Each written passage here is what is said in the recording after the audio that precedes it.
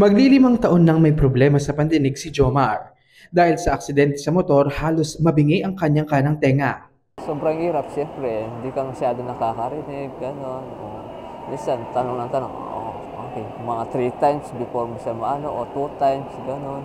Hindi yung talaga natural, nakakasagot ka kagad, nakakaano ka kagad sa utak mo na naririnig mo kung ano yung sasagot mo sa kanya. Ngayon, nabigyan si Jomar ng pag-asa na masuri ang kalagayan at ang kanyang hearing aid. Nagsagawa ng hearing mission sa bayan ng Magalang ang Pamahalang Panlalawigan ng Pampanga, isang programang inisyatibo ni Governor Dennis Delta Pineda. Higit 4 na taon matapos ang COVID-19 pandemic, muling nagbabalik ang Starkey Hearing Foundation na katuwang ng Kapitolyo sa pagbibigay kalinga at pagtulong sa mga persons with hearing loss dito sa Pampanga. Higit 100 persons with hearing loss mula sa unang distrito ng Pampanga ang sumailalim sa otoscopy at aftercare sa pagtutulungan ng Kapitolyo at Starkey Hearing Foundation. Our vision is just so that the world may hear,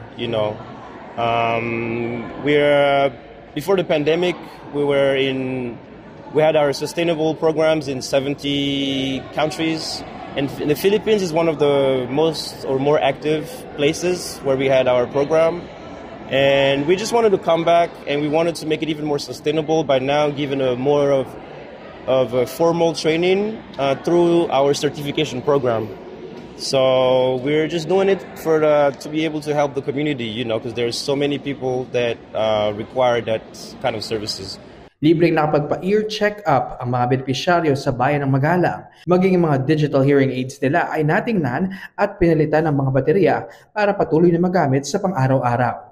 Nakiisa sa programa sina Mayor Malu Lacson, mga kawani ng LGU at Provincial Health Office at ang mga representante ng Starkey.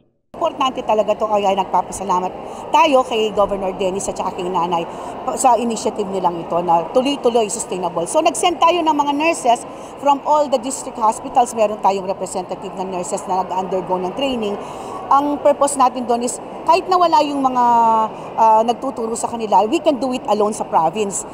Maraming salamat po sa Starkey, lalo sa mga government na tumulong sa amin.